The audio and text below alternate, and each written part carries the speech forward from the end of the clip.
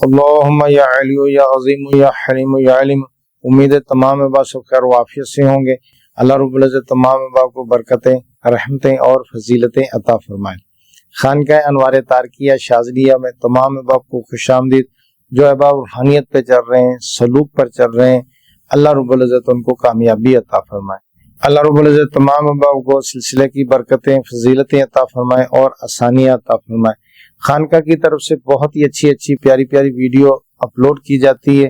آپ کوشش کیا کریں، ان کو شیئر کر دیا کریں، خود بھی دیکھیں اور اپنے دوست احباب، رشتہ دار، بہن بھائیوں کو بھی شیئر کر دیا کریں۔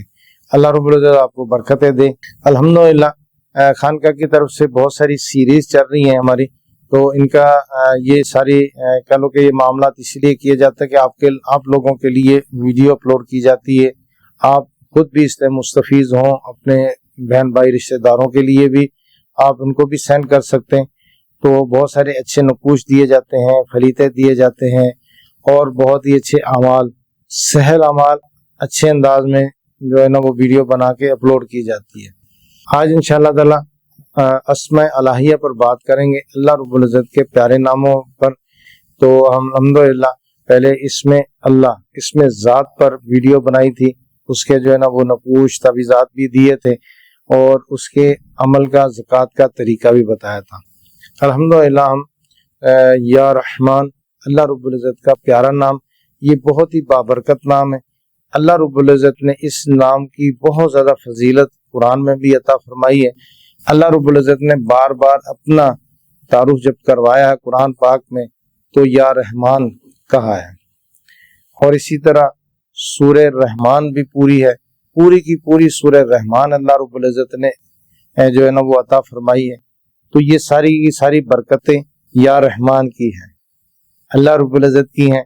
تو اب اس میں کہ یہ نام دوسرے ناموں سے اس میں فضیلت یہ ہے کہ اس میں ایک ہی ویژن ہے، ایک ہی سوچ ہے کہ اللہ رب العزت رحیم ہے، اللہ رب العزت رحمان ہے، ٹھیک ہے نا۔ تو رحمان جب آ جاتا ہے تو پھر وہ ہر جگہ پر ہی رحمان ہوتا ہے، ٹھیک ہے نا۔ تو اب جیسے ہم یا قہار پڑھتے ہیں، یا قہار دشمنوں کے لیے قہار ہے، اور ہم یا قہار جو ہے نا وہ ان کے لیے پڑھ سکتے ہیں جو لوگ جن کا رستہ شیطانی رستہ ہوتا ہے، جن کا لوگوں کا رستہ غلط ہوتا ہے، ٹھیک ہے نا۔ تو اب یہ کہ جو شیطانی ہیں ان کے لیے بھی اور جو لوگ اپنے ہیں ان کے لیے بھی، ان کو راہ راست پہ۔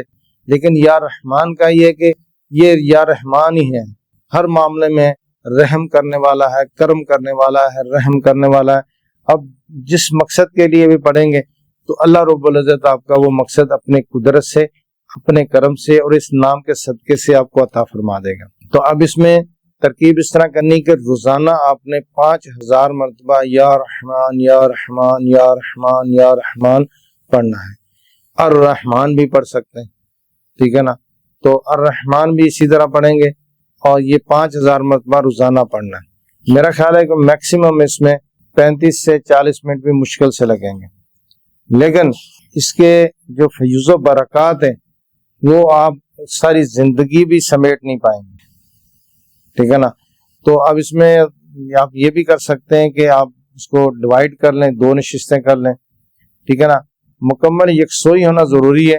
آپ چیئر پہ بیٹھ کے پڑھ سکتے ہیں، صوفے پہ بیٹھ کے پڑھ سکتے ہیں، مسجد میں پڑھ سکتے ہیں، گھر میں پڑھ سکتے ہیں، اور آپ جو ہے نا وہ ڈرائنگ روم میں پڑھ سکتے ہیں، کہیں پر بھی پڑھیں گے، ٹھیک ہے نا۔ کوشش یہ کریں کہ گھر میں پڑھیں، تو اس کے بڑھنے کے فائدے یہ ہوں گے کہ اس کی روحانیت، نورانیت جب اترے گی تو الحمدللہ پورے گھر میں اس کی رحمت ہوگی، ٹھیک ہے نا۔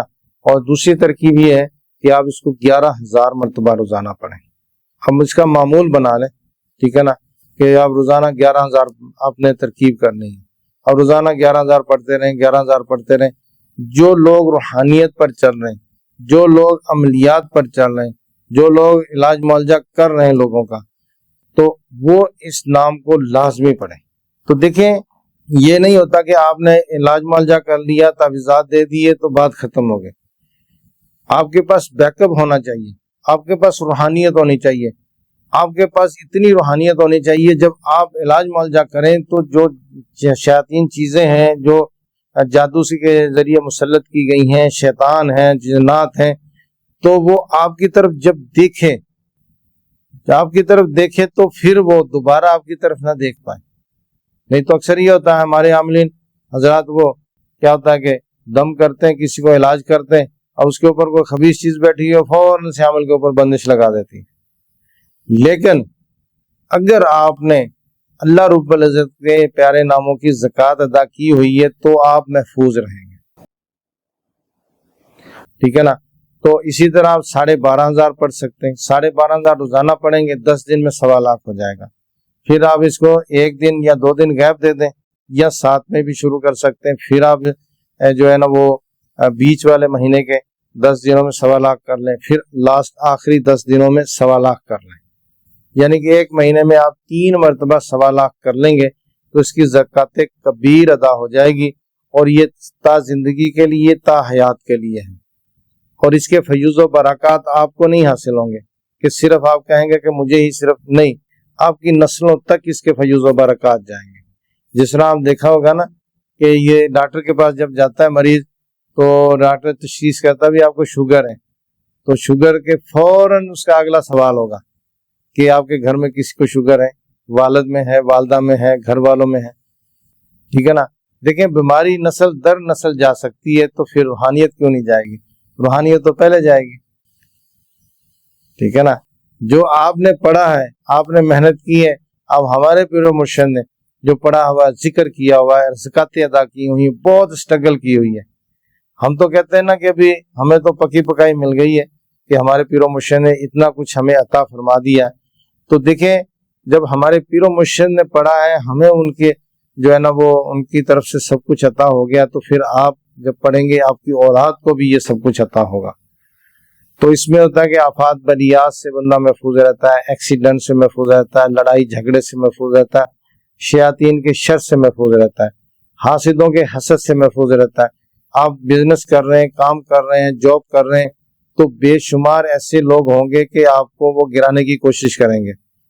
آپ کو جو ہے نا وہ کہیں گے کہ بھی کسی نہ کسی طرح اس بندے کو جو ہے نا وہ ہم گرا دیں، اس کے عہدے سے گرا دیں، اس کے کام سے گرا دیں. اور